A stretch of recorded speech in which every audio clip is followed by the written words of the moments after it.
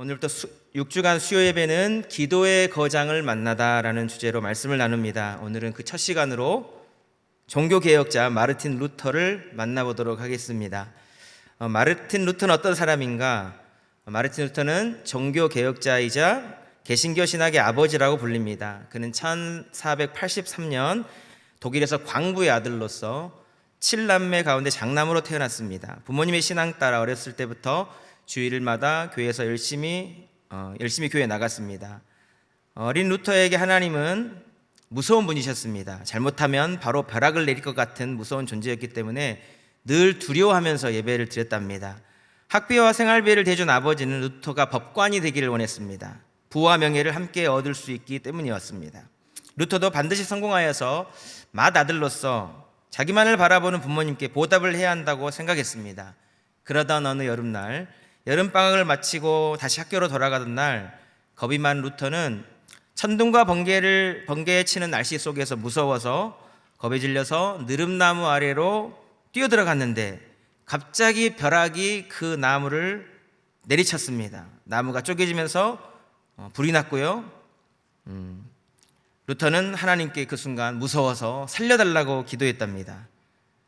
하나님, 저를 구해주시면 기꺼이 학업을 포기하고 수도사가 되겠습니다. 당시 규율이 엄격하기로 유명한 아우구스티누스 수도회로 그렇게 들어갔습니다. 정식 수도사가 됐고요. 그는 수도사가 된 다음에 그가 서원한 대로 정결과 가난과 복종의 삶을 위해서 피나는 노력을 다하였습니다. 죄는 털끝만큼도 허용하지 않았고 악한 생각이 들어오면 회초리로 수십 번 자기를 내려칠 정도로 했습니다. 그런데도 구원의 기쁨과 평강이 없었답니다. 그런 그에게 당시 수도의 총대리인 슈타우피츠라는 분이 로마서 읽기를 권했고요. 루터는 로마서를 통해서 자기 노력과 행위가 아닌 오직 예수 그리스도를 믿음으로만 구원 얻는다는 사실을 깨닫고 구원의 기쁨을 얻게 되었습니다. 그 후 이제 법학이 아닌 신학 공부를 시작하게 됐고요. 1507년 25세에 사제로 서품 받게 됩니다. 신학을 공부하니까 아버지가 반대했겠죠. 아버지와 갈등이 있는 중 그가 로마의 카톨릭의 성지를 다녀올 기회가 생겼습니다. 거기에 보면 예수님께서 빌라도에게 재판을 받기 위해 올라가신 그 계단을 그대로 옮겨다 놓은 그 성지가 있었는데 수많은 사람들이 앞다투어 그 28개 계단을 무릎을 꿇고 기어 오르고 있었습니다. 루터도 무릎을 꿇고 기어 올랐는데 절반쯤 가자 무릎이 다 찢어져서 피가 흘렀습니다. 너무 아파가지고 일어나서 생각했습니다. 나의 마음이 어떻든 상관없이 이렇게 무릎이 터지도록 꼭대기까지 기어오르기만 하면 구원을 받는단 말인가? 탄식하는 중에 그 순간 또 읽었던 말씀이 떠올랐습니다. 의인은 믿음으로 말미암아 살리라. 이런 생각이 들자 벌떡 일어나서 하늘을 쳐다보며 부르짖었답니다. 맞다. 예수님께서 나 같은 죄인을 대신하여 죽으신 것을 믿으면 그것으로 충분하다. 그런 마음으로 외적으로 화려하게 웅장하게 치장된 로마의 모습을 보고 또 한편으로는 영적으로 타락한 교황과 성도들, 로마 사람들의 모습을 보면서 비교가 되자 너무 충격적으로 다가왔답니다. 당시 교황인 레오 10세가 아름다운 성전을 짓도록 하기 위해서 돈이 많이 필요했는데 그의 사치스러운 생활 때문에 교황청의 금고가 텅텅 비어 있었습니다. 그의 욕심은 결국 면죄부를 탄생시켰죠. 면죄부가 죽은 사람을 연옥에서 꺼내줄 수 있는 천국행 티켓이라고 선전을 했습니다. 루터는 이것이 성경의 내용과 전혀 맞지 않다는 것을 알고 이 면죄부 판매에 대한 비판의 글을 95개조 반박문이라는 걸 써서 비텐베르크 성당의 정문에 붙였습니다. 그냥 반박하기 위해서 붙였습니다. 근데 이 일이 자신의 일생과 세계 역사를 바꿀 줄은 꿈에도 생각하지 못했겠죠. 당시 교황청이 곧 나라였기 때문에 그 일은 그 나라의 근본을 뿌리채 흔드는 일이었습니다. 95개조 반박문을 철회하지 않고 계속 주장을 한다면 죽음을 무릅써야 하는 일이었습니다. 그럼에도 루터는 많은 위협과 회유 앞에서 이렇게 말했습니다. 내가 죽어야 할 곳이 화영대라면 피한다고 될 일이 아닙니다. 왜냐하면 그곳에서도 주님은 살아계시기 때문입니다. 결국 교황은 이 면죄부에 대한 새로운 교서를 내렸습니다. 면죄부는 교회가 정한 벌을 줄일 뿐 하나님께서 죄를 용서하셨다는 확인서는 아니다. 결국 루터가 이긴 겁니다. 그래도 그 후에도 계속 싸움이 계속됐습니다. 이후 루터는 잡혀서 1년 정도 갇혀 있었는데 거기서 라틴어 신약 성경을 사람들이 읽을 수 있는 독일어로 번역했습니다. 오직 성경만이 우둔한 성도들의 신앙을 밝힐 수 있다는 것을 알았기 때문입니다. 그 사이 독일은 이 루터의 일로 인해서 많은 변화가 일어났습니다. 사제만 거행하던 성찬식이 모든 성도에게 베풀어졌습니다. 알아듣지 못할 라틴어로만 드려졌던 예배가 독일어로 드려지기 시작했습니다. 성경의 중요성을 알았던 루터는 성경을 가르치며 번역하는 일에 몰두했고요. 50살이 되던 1533년 그는 독일어로 신구약 성경 전체를 번역해냈습니다. 이후 그가 하나님 나라 갈 때까지 12년 동안 독일어 성경을 계속 수정 보완하였습니다. 또한 찬송가도 39편이나 지었습니다. 그중 유명한 찬송 있죠. 585장 내 주는 강한 성이요. 루터는 예수님처럼 바울처럼 죽음을 두려워하지 않았습니다. 오직 성경으로 돌아가기만을 바라는 그 한 마음으로 모든 장애물과 난간을 뚫어냈습니다. 그의 승리 때문에 저와 여러분이 지금 여기 있는 거죠. 내 주는 강한 성이요 방패와 병기 되시니 큰 환난에서 우리를 구하여 내시리로다. 그의 신앙 고백이 들어있는 이 가사는 잘 말해주고 있습니다. 로마 가톨릭보다 더 크고 위대하시고 거짓보다 악보다 더 크고 위대하시고 완전하신 하나님과 하나님의 말씀이 그 안에서 그의 안에서 강한 성과 방패와 병기가 되어 주셨다는 겁니다. 사랑하는 성도 여러분, 어떻게 루터가 그 철옹성과 같은 로마 가톨릭의 철창을 뚫고 종교 개혁을 이루어낼 수 있었겠습니까? 그 영적인 힘의 비결이 무엇이었을까요? 맞습니다. 오직 성경으로, 성경이 근본 뿌리였습니다. 그런데 그가 품은 성경의 말씀을 불타오르게 한 것이 바로 루터의 기도였다는 사실입니다. 그의 안에는요, 예수님께서 유대교의 거대한 철장과 같은 종교 지도자들을 대항하여서 기꺼이 십자가를 지시러 골고다 언덕길 올라가셨던 그 힘과 비슷한 힘이 있었습니다. 기도의 힘이었습니다. 예수님도 무시로 기도하셨고 한적한 곳에 가서 기도하셨고 십자가 바로 전에는 겟세마네에서 땀방울이 핏방울이 되도록 기도하셨습니다. 루터 앞에도 거대한 바위산과 같은 로마 가톨릭과 영적인 지도자들, 타락한 문화, 악한 사람들이 있었습니다. 그러나 그 모든 태산과 같은 장애물들을 부수고 전진하는 힘, 온갖 공격과 위협을 견디고 버티는 힘도 있었습니다. 그것이 바로 기도에서 나왔다는 겁니다. 제가 설교를 준비하면서 참고한 책이 프로테스탄트 기도라는 제목의 책인데요. 저 책인데 이 책의 제목이 본래 루터의 기도입니다. 근데 저자가 제목을 프로테스탄트의 기도라고 했습니다. 그 이유는요, 이 프로테스탄트의 의미 때문입니다. 프로테스탄트라는 용어는 루터의 종교 개혁을 지지하는 사람들, 로마 가톨릭에 저항하는 사람들이라는 말에서 유래했습니다. 당시 타락한 가톨릭에 대한 저항, 신앙 본질을 가리거나 왜곡하는 모든 외적 형식과 내면의 성향에 대해 저항하는 기독교의 핵심 정신을 의미하는 것이었습니다.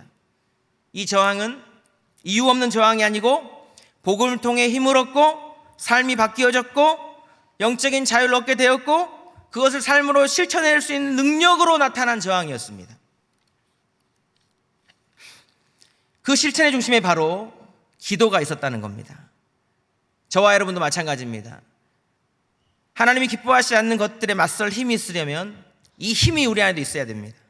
사단의 속이는 힘이 있는 이 세상 속에서 우리 안에 허락해 주신 말씀의 씨앗을 품고 열매 맺게 하려면, 뚫어내려면 기도가 동반되어야 된다는 겁니다. 오늘 말씀을 통해 이 마르틴 루터의 기도를 배우고 적용하길 원하는데요. 과연 마르틴 루터의 기도는 어떤 기도였는가? 오늘 본문 말씀을 중심으로 세 가지 부분으로 말씀을 함께 나누도록 하겠습니다. 시편 50편 15절 말씀을 같이 한번 읽어보겠습니다. 시작.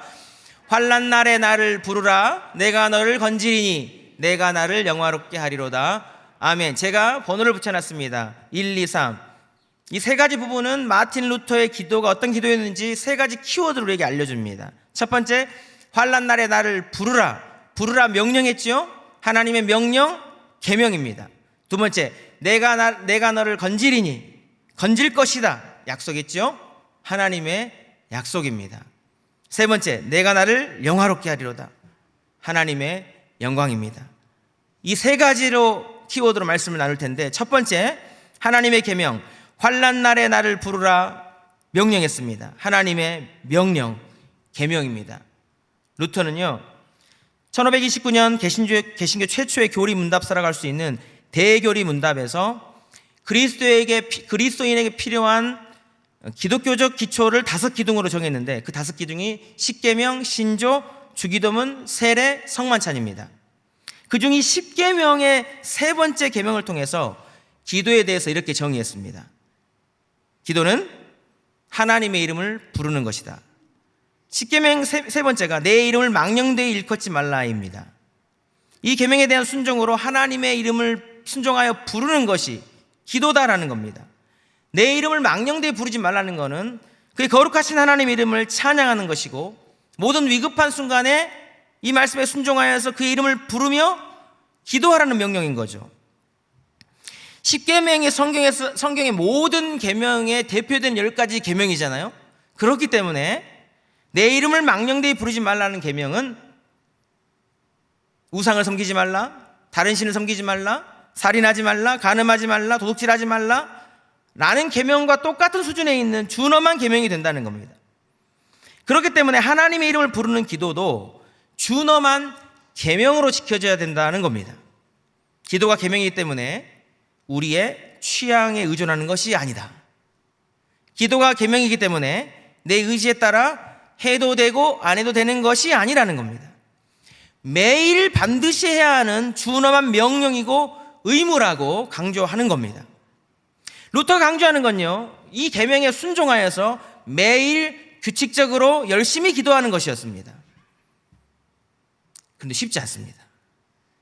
기도만큼이나 더 중요한 일이 생기죠. 그리고 이 일을 마치며 기도해야지 생각하여서 급한 일 때문에 기도가 차순위가 되고, 또 다른 일에 정신을 쏟게 되어서 기도를 아예 못하게 되기도 합니다. 그런데 루터는 이런 상태가 된 것이 얼마나 위험한지에 대해 말하면서 계명에 순종하여 매일 열심히 기도하는 것의 중요성을 강조하기 위해서 라틴 교보로서 라틴의 성경인 불가타역을 번역한 성 히에로니무스의 말을 인용합니다. 제가 인용합니다. 신앙인이 하는 일은 무엇이든 기도다.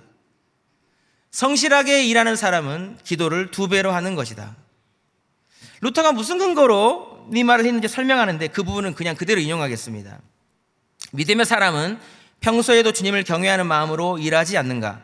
이런 사람은 그분이 주신 계명을 명심하고 있기에 부당한 일을 행하거나 도둑질하지 않고 사특한 이익을 도모하지 않고 그런 걸 남에게 시킬 생각도 않는다네. 그래서 성실하게 일하는 사람은 기도를 2배로 하는 것이라는 말은 우선 그 계명을 새겨 실천하기 때문에 첫 번째 기도가 되는 것이고, 그 삶이 주님께 바치는 찬양의 제사가 되기에 두 번째 기도, 즉 곱절의 기도가 된다는 뜻이라네. 이런 주장과 진리와 반대되는 이야기도 그대로 하는데요, 그 부분도 제가 인용하겠습니다. 믿지 않는 사람이 하는 일은 모든 게 저주라네. 그 사람이 하는 일은 모두 갑절의 저주로 임하지.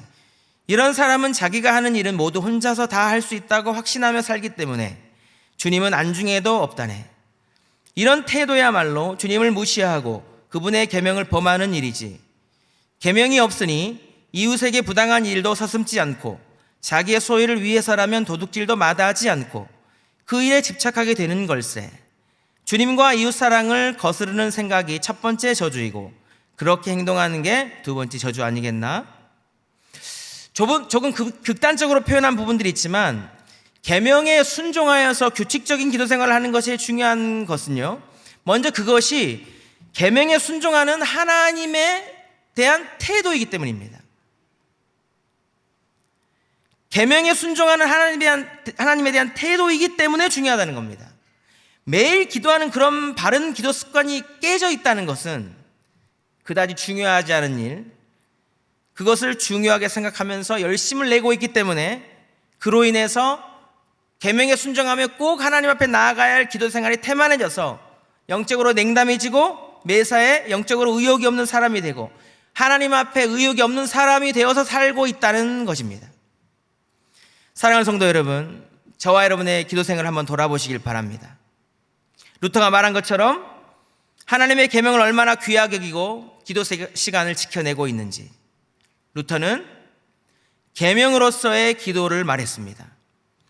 하나님을 귀히 여기시고 하나님의 계명을 소중히 여기심으로 규칙적인 기도 생활을 통해서 하나님을 부르시고 기도로 하나님의 뜻을 받드는 저와 여러분 될 수 있기를 주님의 이름으로 축복합니다.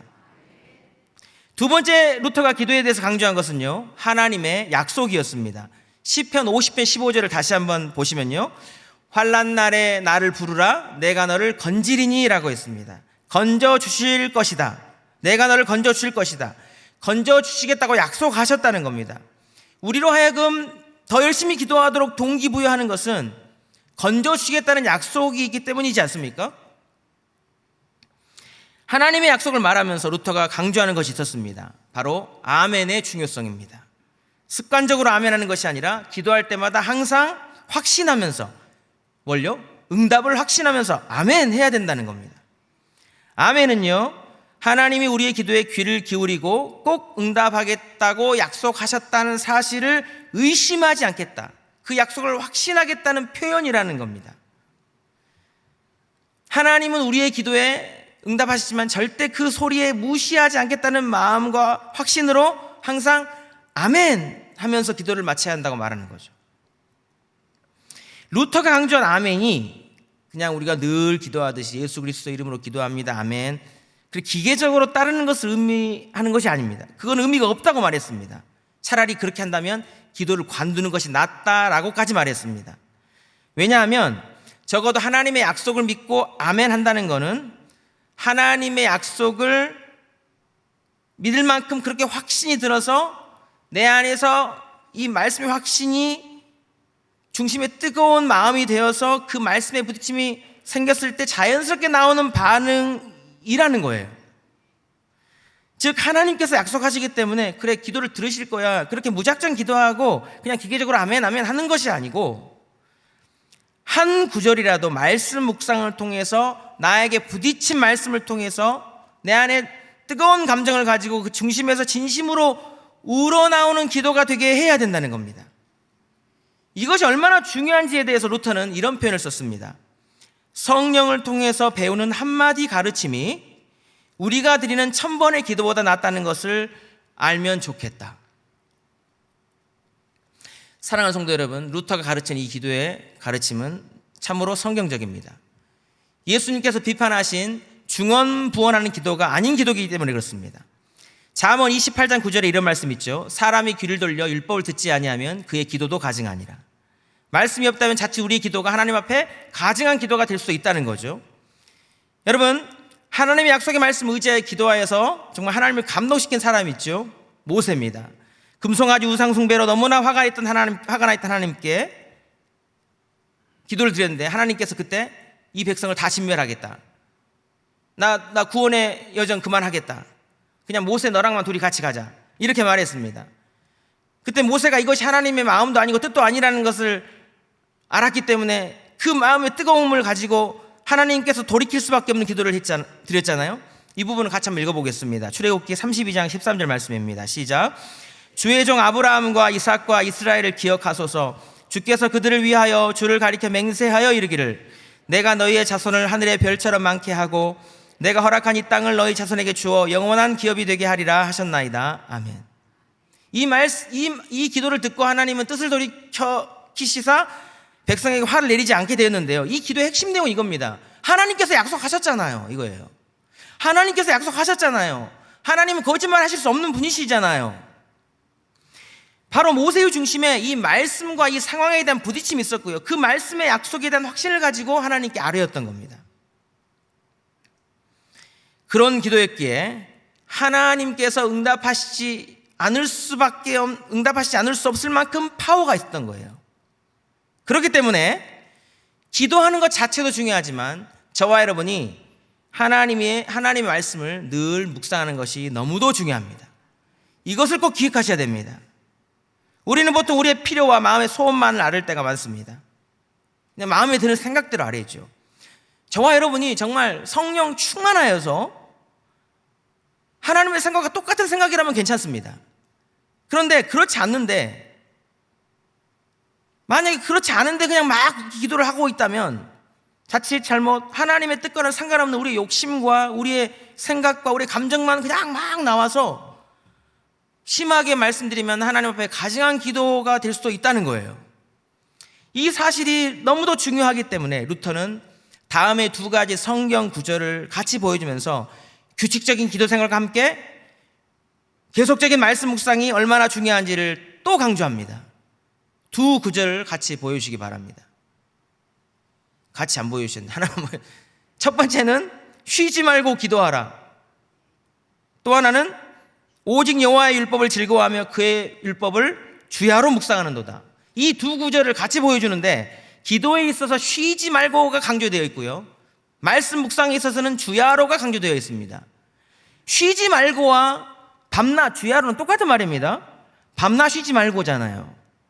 즉 말씀과 기도 이 두 가지가 같이 가야 된다는 겁니다. 왜냐하면 우리는 거룩하지 못하기 때문에, 우리는 속된 세상에 발을 담고 살고 있기 때문에, 이 두 가지가 같이 가지 않으면 우리 입에서 나가는 기도가 죄인들의 악한 기도가 될 수도 있기 때문에 그렇다는 겁니다. 사랑하는 성도 여러분, 저와 여러분의 기도가 하나님의 말씀에 근거한 기도가 되기를 주님의 이름으로 축복합니다. 그것을 위해서 더 많이 기도하십시오. 그렇지만 함께 더 많이 하나님을 묵상하시고 주의 말씀을 주야로 묵상하시고 그 묵상의 깊이가 더 깊어져서 하나님의 생각이 나의 생각이 되고 나의 생각이 하나님의 생각과 같이 되는 그런 은혜가 있게 되기를 주님의 이름으로 축복합니다. 말씀 묵상을 통해서 나를 향한 확실한 하나님의 약속을 의지하게 되고 그 상태에서 하나님께 드리는 아름다운 향기를 기도로 올려드릴 수 있는 저와 여러분의 복된 삶이 될 수 있기를 주님의 이름으로 축복합니다. 마지막 세 번째 루터의 기도는 하나님의 영광이라는 말로 정리할 수 있겠습니다. 시편 150편 15절 말씀을 다시 보시면 환난 날에 나를 부르라 내가 나를 건지리니, 마지막 부분 내가 나를 영화롭게 하리로다. 하나님을 불러, 하나님께서 우리를 불러 기도하게 하심도, 건져 주시겠다는 약속을 하심도 결국 기도를 통해서 내가 나를 영화롭게 하리로다, 하나님께 영광 돌리게 하기 위함이라는 말씀입니다. 기도의 궁극적인 목적은 하나님께 영광입니다. 우리가 좀 신앙생활을 했다면 다 알고 있는 내용입니다. 당연하다. 하나님께 영광 돌려야 된다. 하나님께 영광 중요합니다. 그런데 어떻게 기도를 통해서 하나님께 영광 드려야 할지, 안전하게 우리 기도가 가증한 기도가 되지 않고 안전하게 영광을 드릴 수 있을지 루터가 기도하면서 쓰던 방법이 있었습니다. 루터가 제안하는 기도의 방법 4가지 단계였습니다. 저를 한번 따라해 보시기 바랍니다. 묵상, 감사, 회개, 기도. 4개 뭐라고요? 묵상, 감사, 회개, 기도. 이 4가지를 설명드리면요, 묵상은 말씀에 담긴 하나님의 가르침이 무엇이며 그 말씀이 나에게 요구하는 것이 무엇인지를 돌아보는 겁니다. 두 번째, 감사는 그 묵상한 것을 근거로 해서 내가 하나님께 감사해야 될 것이 무엇인지를 깊이 생각해 보는 겁니다. 회개는요, 그 묵상을 통해서 내가 진실하게 참여해야 될 것이 무엇인지를 생각해내는 겁니다. 실은 묵상, 감사, 회개가 다 묵상하고 관련되어 있잖아요. 묵상이 중요하다는 것을 계속 강조하고 있는 겁니다. 그리고 4번째, 기도는 묵상, 감사, 회개를 통해서 깨달은 내용을 가지고 소리내어 기도하라는 겁니다. 결국 묵상이 기도가 된 것이니 묵상이 중요하다는 거죠. 좀 전에도 말씀드렸지만 결국 루터의 기도에 있어서 가장 중요한 것이 바로 묵상이었는데, 이 방법 따라 루터가 기도한 기도의 내용 중에 예시로 루터가 안식일을 기억하며 거룩히 지키라는 말씀을 묵상하고 기도한 것을 여러분께 소개해드리겠습니다. 여러분 한번 잘 생각해 보시기 바랍니다. 첫 번째, 묵상입니다. 안식일은 육체의 즐거움을 쫓으라고 주신 날이 아니다. 안식일은 거룩하게 지키라고 제정된 날인데 어떤 특정 날을 지정하거나 특정한 행동을 해서 그날이 거룩하게 되는 것이 아니다. 우리가 무엇을 한들 거룩하게 될 수 있겠는가? 디모데전서 4장 5절에 말씀과 기도로 거룩해진다는 말씀처럼 모든 피조물은 말씀과 기도로 거룩해짐을 명심해야 된다. 그래서 안식일의 가장 중요한 것은 말씀을 듣고 묵상한 다음에 그것을 감사와 찬송으로 표현하고 우리 자신과 온 세계를 위해 기도해야 되는 것이다. 안식일을 이렇게 지키는 사람이 안식일을 기억하여 거룩하게 지키는 사람이다. 두 번째, 감사 부분입니다. 내가 이 부분에서 감사하는 것은 말씀과 설교를 통해서 우리의 생각과 마음으로 깨닫지 못할 보화를 주셨다는 것이다.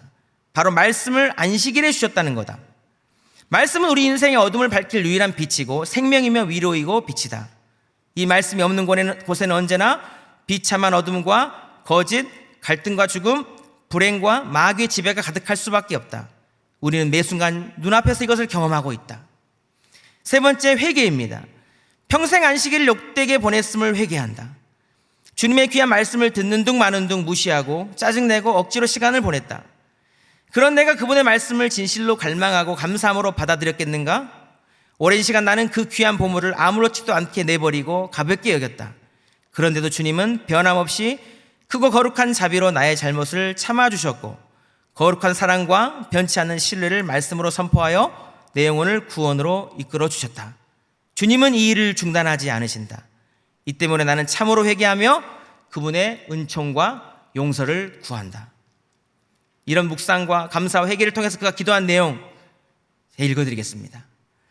사랑의 아버지 하나님, 당신의 거룩한 말씀으로 우리를 붙들어 주소서. 우리가 저지른 죄와 감사할 줄 모르는 부덕함, 그리고 게으름에 빠지지 않게 하시고 분열을 조장하는 거짓 영과 거짓 가르침으로부터 우리를 지켜주소서. 성실하고 정직하게 추수할 일꾼인 신실하고 경건한 목회자와 설교자를 우리에게 보내주소서. 또한 우리 모두에게 은혜를 더하사 당신의 말씀을 겸허하게 받아들이며 그 말씀을 받들어 살며 진심으로 감사하며 찬송케 하소서. 아멘. 사랑하는 성도 여러분, 이 기도가 정말 하나님께 영광되는 기도가 되지 않겠습니까? 전 루터의 기도에 대한 말씀을 준비하면서 참 많이 부끄럽기도 하고 회개도 됐습니다. 사랑하는 성도 여러분, 저와 여러분의 기도가 정말 하나님이 받으시는 기도, 하나님이 기뻐하시는 기도, 하나님께 영광 돌리는 기도가 되기를 주님의 이름으로 축복합니다. 루터를 통해 세 가지 키워드를 배웠죠. 첫 번째는 하나님의 계명입니다. 계명에 순종하여서 매일의 규칙적인 기도를 통해 하나님의 뜻을 받들어야 된다. 두 번째 키워드는 하나님의 약속입니다.